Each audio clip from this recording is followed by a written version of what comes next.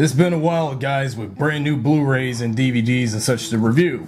Welcome to my brand new PRLostGalaxy2014 Blu-ray review, and this is one that is probably going to have the most anticipation for us, since you guys have been waiting probably for a while to see what was my latest Blu-ray pickup to do a review on, to look at box art and the disc designs and so on. So, Spider-Man, what to do here? So, behind you is my original DVD collection of the original Sam Raimi Spider-Man films, and today is the big one. The Spider-Man Limited Edition collection on Blu-ray, comprising of the original 3 movies starring Tobey Maguire and directed by Raimi. So I picked this up at, depending on whatever retailer it's from, Amazon, eBay, Walmart, and Target, several places. And even though there is that, you know, very limited edition Spider-Man 5 movie collection set that's also available on Blu-ray that comprises of both the Sam Raimi trilogy and the 2 Mark Webb movies of Spider-Man. So, looking at this, I have to admit, this is something that I've been looking for. But the main feature, however, as you look at the back here, the main feature to pick up the Blu-ray collection of the original Spider-Man trilogy, which was released to commemorate, well, despite the fact this was released in time for Spider-Man Homecoming's release early this summer, this and The Amazing Spider-Man were re-released on Blu-ray to commemorate the release of Homecoming.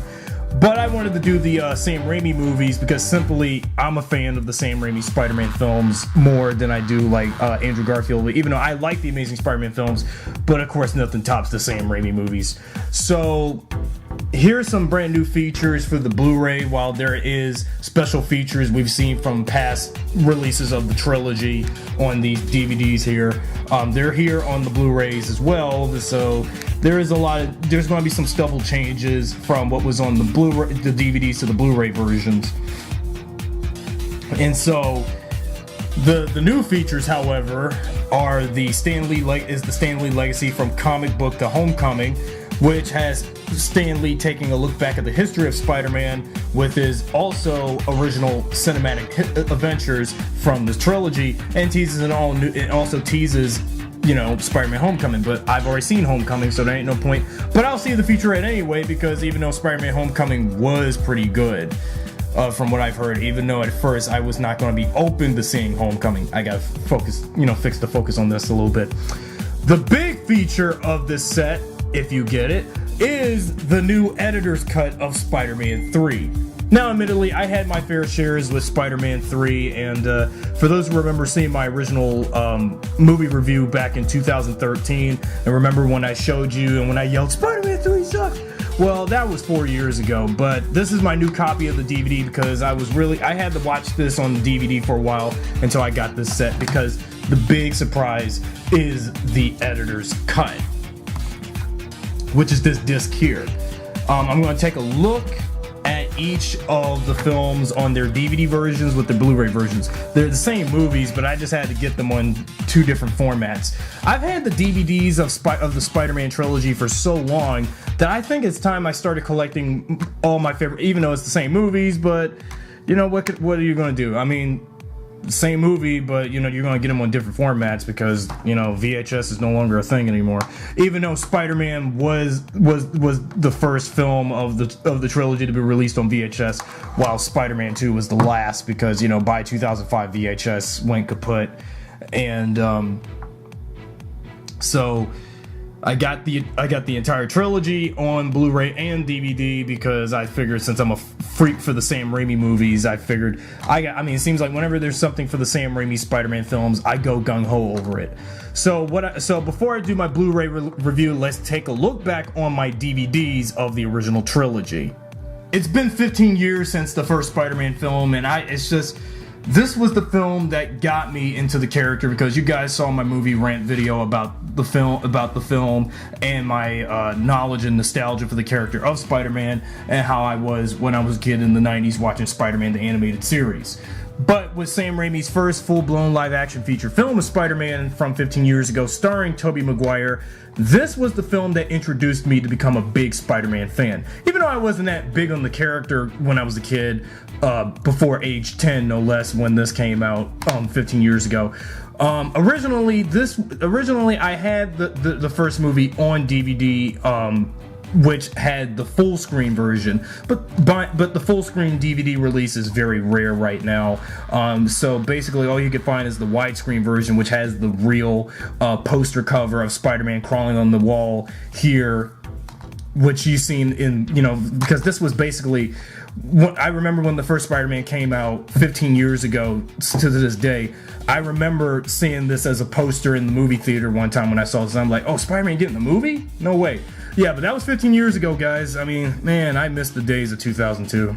But we can't go back to that year no more. So this is my, but actually I bought this version of the DVD, the widescreen version, back 2 years ago, no less, actually, because you see 2015, the story.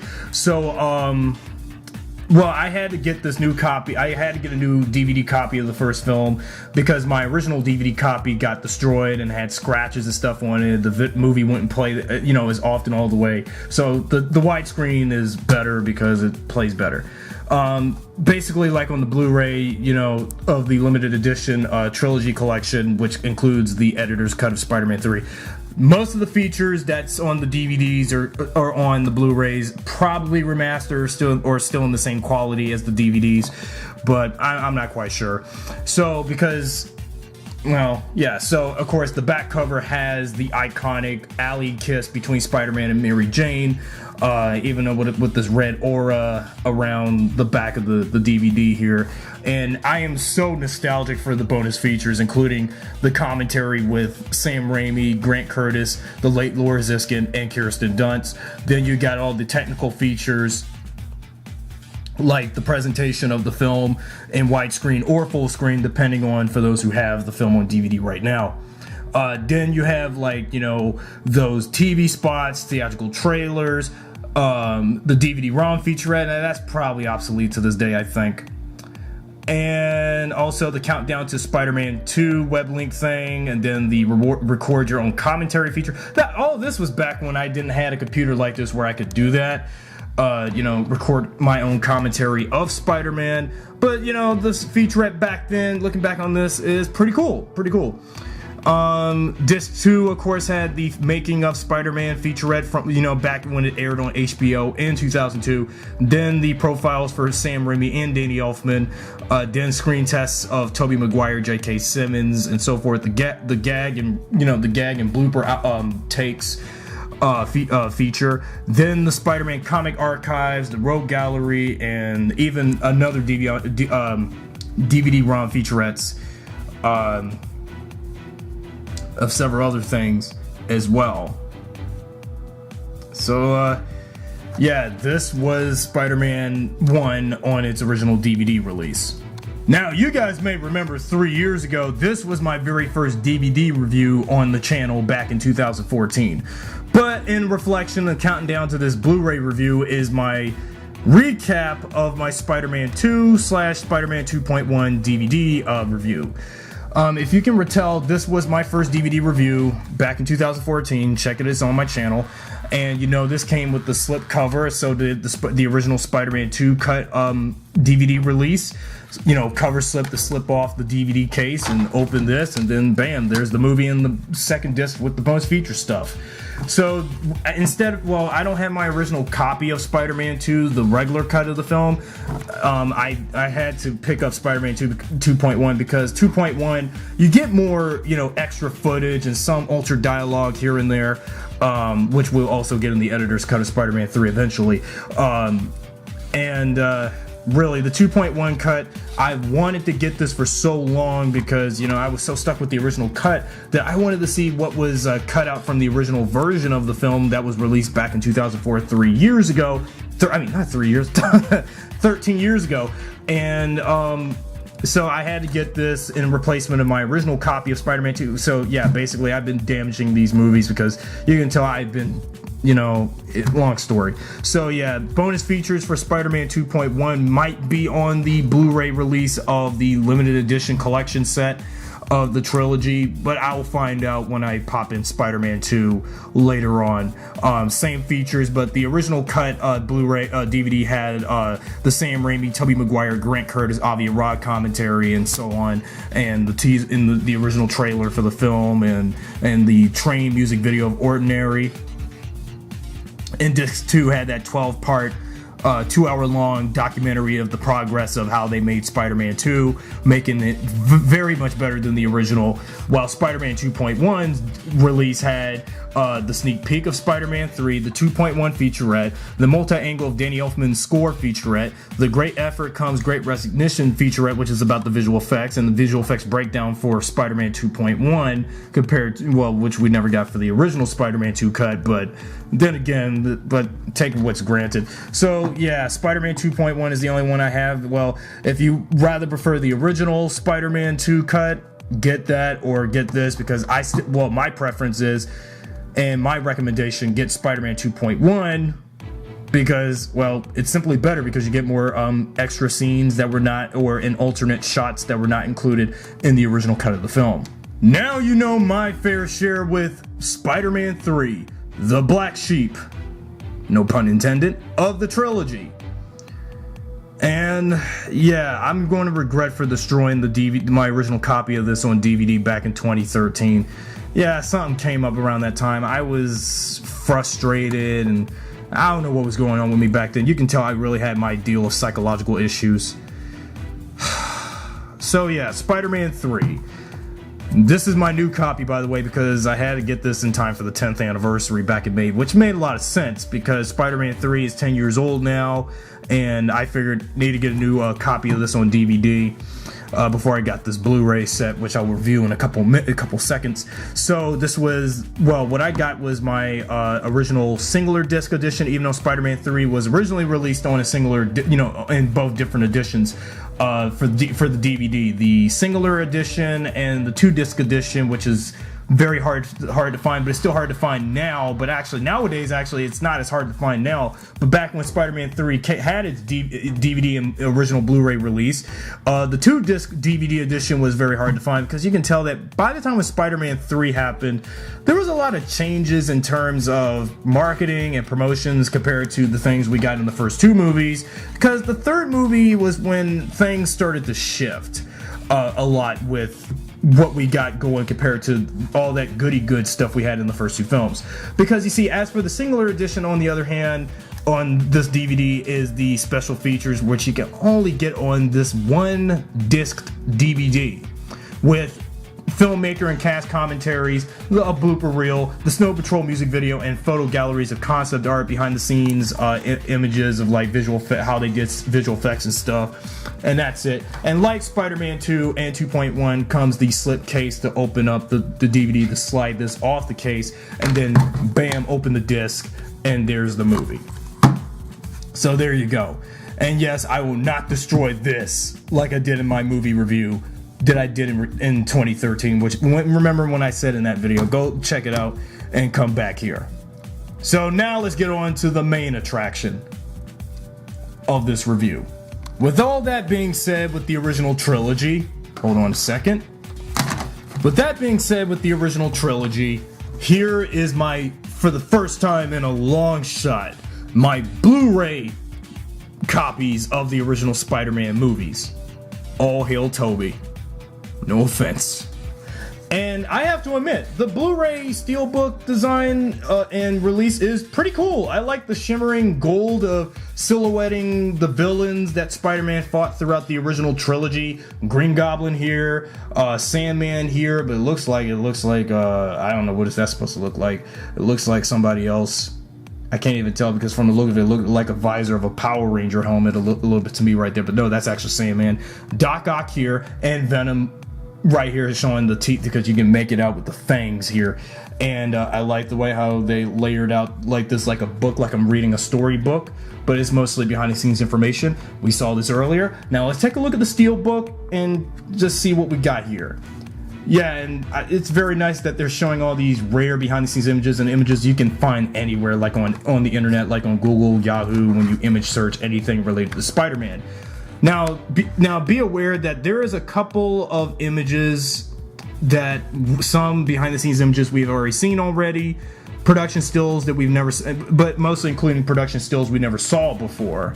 Now some of the production stills I have seen before when watching behind the scenes featurettes for any of the 3 movies, actually except Spider-Man 3. I never saw any of the making of featurettes for Spider-Man 3 when I had the DVD originally, which I still have.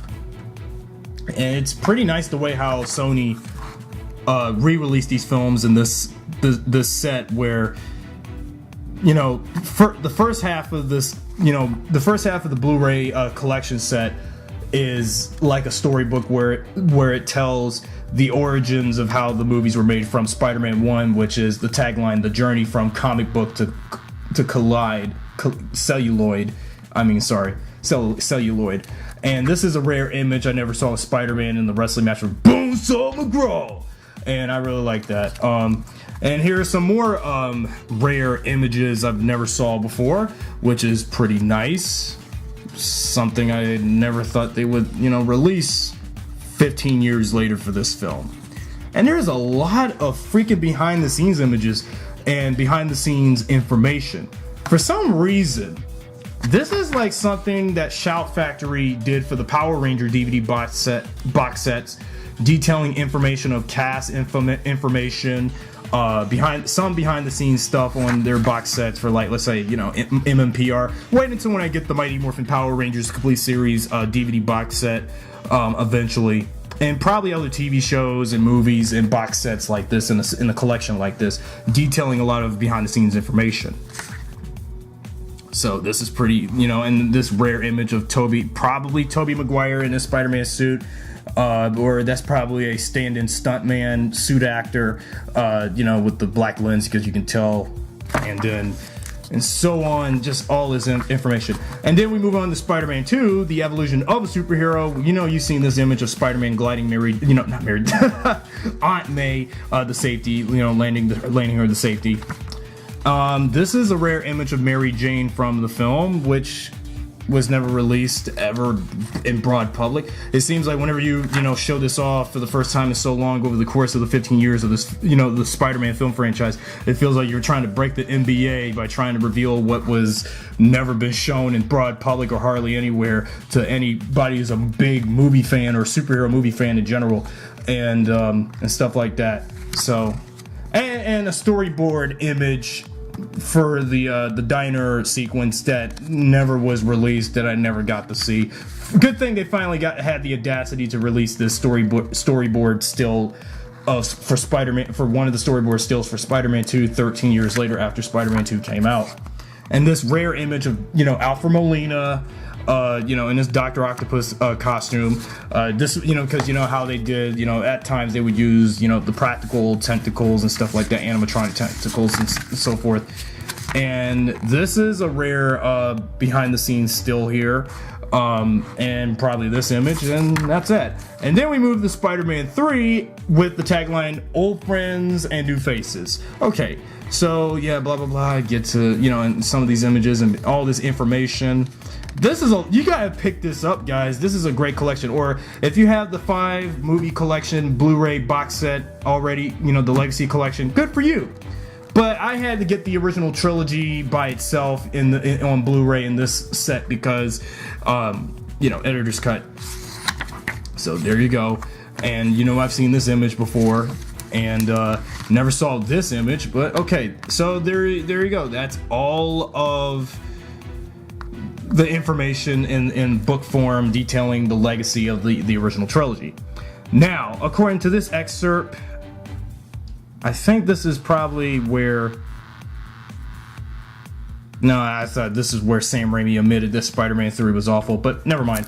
Okay, so let's do a comparison of the disc designs, but first, This is how you're going to get Spider-Man 1 here, and this is how you're going to get Spider-Man 2/2.1 here, and this is how you get Spider-Man 3, and then the bonus disc is right here. So let's do a comparison of the disc designs for each movie, DVD versus Blu-ray. Now that I have the respective discs out, let's do a comparison. Okay, first up is Spider-Man 1, which is obvious. So we have to start with the first that started it all. So this is what the DVD design for this looks like, because, well, this was the indent. This was actually, you know, what's so actually funny about the Spider-Man DVD release back in 2002, this cover was for the full screen release, and what was on my widescreen DVD release would be the widescreen, would be the full screen disc cover of the film, which, by the way, is very, you know, it's obvious. While the Blu-ray, now surprisingly, it's great that they re-released the first movie on Blu-ray, but this is the wrong image. This image of Spider-Man swinging was from Spider-Man 2, but they made a big, Sony, you guys made a big boo-boo when you did that. You figured because, you know, Spider-Man had this suit design where his, spider emblem on the front of his suit right here in the first movie was a little ornate, while it was, you know, a little smaller and streamlined, while the Spider-Man 2/3 front spider emblem was bigger and wider. And I get it, and the eyes on the mask is small, but again, this is the wrong image to represent Spider-Man 1, because really you're going to confuse people thinking Spider-Man 1 is Spider-Man 2 and Spider-Man 2 is Spider-Man 1. But even though it's the same Raimi man suit, but still, regardless. But I still like the Blu-ray of this, but it's still not the same Spider-Man suit. But again, it's the same actor, but two different suit designs for him at the same time. So yeah, you guys made an error. But I still like the comparison of DVD to Blu-ray. Seems like it's time I have to retire the DVDs now. Next up is Spider-Man 2 and Spider-Man 2.1 on DVD versus Blu-ray. Now, the original DVD of Spider-Man 2, the original cut, had a part of Spider-Man's web, which actually the half of the red of his suit for the front layer of the DVD disc for the original cut's release. Spider-Man 2.1's DVD design has Spider-Man shooting his webs, and then Skyscrapers of New York is on this disc, with disc 1 being the feature film / extended cut, which, you know, it's same thing. And for the Blu-ray is an image of Spider-Man during his battle with Dr. Octopus on the train sequence. By the way, one of the most overrated scenes of the whole entire trilogy, even though it's one of the scenes that made the second movie stand out so much. But I still like it, but regardless, that scene is overrated. But I like the way how they chose that image to represent Spider-Man 2. So, by the way, I don't know if the movies will still be the same. Just like, you know, I wonder if the Blu-ray has better quality, like they said, because I remember when Blu-ray became a thing 10 years ago, they said that it's high definition, sharper picture, sharper sound, etc., than DVD masters of a film. But I'll find out when I pop these movies in, you know, sooner or later. And finally, Spider-Man 3, DVD versus Blu-ray. Now, the original DVD release had this, the web around it, with, you know, disc 1, because, you know, Spider-Man was red suit versus black suit stuff. So disc 1, you know, if you had the two disc DVD release version of Spider-Man 3, disc 1 would be this. Disc 2 was a black version of the DVD for bonus features, you know, to represent Spider-Man's black suit. Now, Spider-Man 3 on Spider-Man 3 on Blu-ray is totally different, but I never had the original Blu-ray release of the film or other re-releases of the Blu-ray throughout. So what I got here is from the limited edition collection, which has an image of Spider-Man with this red suit on one side, black suit on the other, which you can see, which you have seen from many posters and all kinds of miscellaneous paraphernalia for the Raimi films, especially Spider-Man 3. This image has been used a lot everywhere you turn. and I know it's a cool dual image of his red suit versus his black suit, but you know, guys, it's not 2007 anymore. But I like this. I like the way how they layered this out then compared to the DVD, which is just generic with just his webbing with the number 3 on it, representing that yes, this is Spider-Man 3. Like, no duh, I'm not stupid. But this is pretty much better. And of all 3 of the Spider-Man 3 discs that I have is this, the editor's cut. Now, I know the editor's cut is 2 minutes short than the original version of the film, which is 2 hours and 19 minutes. This is 2 hours and 17 minutes. And, well, what they should have did, instead of using an image of, you know, a behind-the-scenes image of, you know, how the set designers did Doc Ock's layer miniature-wise. Man, back then movies relied so much on miniatures, but nowadays they don't do that anymore. And even if it's shot behind a blue screen. And really, I mean, the editor's cut is unrated, just like Spider-Man 2.1. Now, I got to admit, this is actually the main attraction to get this set, because, or if you get the 5-movie Legacy collection on the same format, then you know you can still get the editor's cut on that format. But Spider-Man 3 editor's cut, what they should have did was, I like the disc, but they should have used an image related to Spider-Man 3. You know, the way how I think, my guess is when they chose this pick, when they did the label designing on the discs and all that, when they did this one especially, they I'm assuming this is like, this was, you know, this is our little basement, you know, with, you know, where we have to dig out the lost relic, a lost treasure from the trilogy, you know, using the Ock layer image, you know, saying this was a lost treasure, and we're going to show you a version of Spider-Man 3 that was never released 10 years ago. And actually, this is one of the reasons to pick this Blu-ray up. Either from again, all 5 movies, including the Mark Webb films, or get the Raimi movies by themselves on this set. And there you have it. So in final thoughts, I love this recollection of the original Spider-Man films, and for the first time on my Blu-ray format. And I have to admit, I like the Steelbook option of releasing this film like I'm reading a book, but it's and also not to mention, although the Blu-rays are in great condition, but it feels like the book is a little lanky and loose a little bit, especially from this corner here of my copy of this. And really, I say that the main highlight to get this set is the editor's cut of Spider-Man 3, which, by the way, they could have used any image of Spider-Man 3 for this image besides a behind-the-scenes, you know, a behind-the-scenes image of Spider-Man 1 for the back. Well, even if it doesn't really matter, but regardless, I think the reason why they're using these behind-the-scenes images is because, you know, Spider-Man 3's, you know, like alternate cut was never released in over so long. Again, you know, we never got an alternate cut of Spider-Man 3 back when we had either the Amazing Spider-Man or the Amazing Spider-Man 2 release. But no, why wait until 10 years later, as soon as Spider-Man Homecoming arrives, and then now decide, let's release this thing.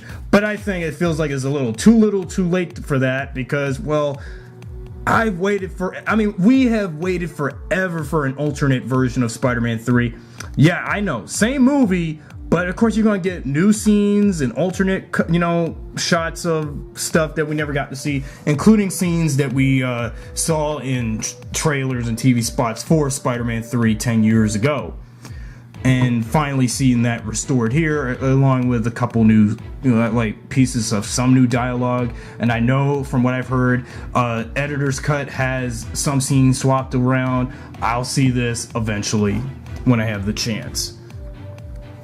So if you're willing to pick up the original trilogy through this set or through the 5 movies, I recommend do so, because I think, you know, getting the original DVD copies was, you know, looking back on it now, felt like it was a waste of time, or other re-releases of the films, because, you know, how, you know, knowing Hollywood, they tend to like re-release their movies in different, you know, editions to give you, you know, a new expansive, like, viewpoint of seeing movies, or, you know, like if you like the same movie, get it on different editions and stuff. But it's basically the same movie, but it's just only buy the same movie on the same format if you're willing to pick up their new re-released like design of their covers and stuff, or if they added any new features that they never included in original releases before, which is cool. And this is the one exception.